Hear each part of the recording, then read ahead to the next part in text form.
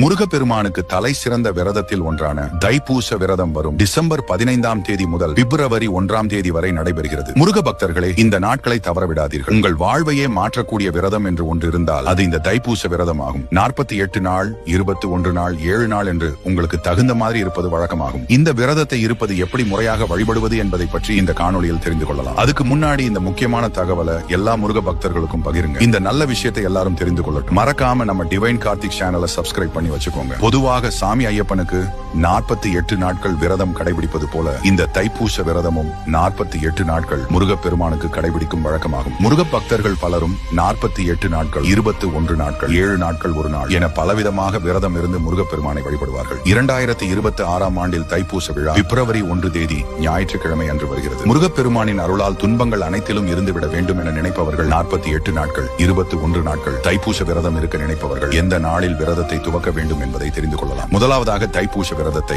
முழுமையாக 48 நாளும் இருப்பவர்கள் டிசம்பர் 15ஆம் தேதி அன்று தொடங்க வேண்டும். 21 நாட்கள் விரதம் இருப்பவர்கள் ஜனவரி 11ஆம் தேதியிலிருந்து இருக்க வேண்டும். 7 நாள் விரதம் இருப்பவர்கள் ஜனவரி 25ஆம் தேதி அன்று விரதத்தை தொடங்க வேண்டும். தைப்பூச விரதத்தின் போது செய்ய வேண்டியவை: பகலில் ஒருவேளை மட்டும் சாப்பிட்டு அல்லது பகலில் ஒருவேளை மட்டும் சாப்பிடாமல் விரதம் இருக்கலாம். முடியாதவர்கள் பால், பழம் அல்லது சைவமாக சாப்பிட்டு விரதம் இருக்க வேண்டும். விரதத்தின் போது பகலில் தூங்கக்கூடாது. விரதத்தின் போது மனதை தூய்மையாக வைத்திருப்பது அவசியம். கோயிலுக்கு சென்று வழிபடுவது, முருகனின் பெருமைகளை படிப்பது, கேட்பது அல்லது மற்றவருக்கு சொல்லுவது சிறப்பு. முருக சிந்தனையிலேயே இருந்து அவருக்குரிய மந்திரங்களை மனதிற்குள் சொல்லியபடியே இருப்பது இன்னும் அதிக பலன்களை தரும். உங்களுக்கு இந்த காணொளி பயனுள்ளதாக இருக்கும் என்று நம்புகிறேன். இதை அனைவருக்கும் பகிருங்கள். நல்லது எல்லோருக்கும் பரவட்டும்.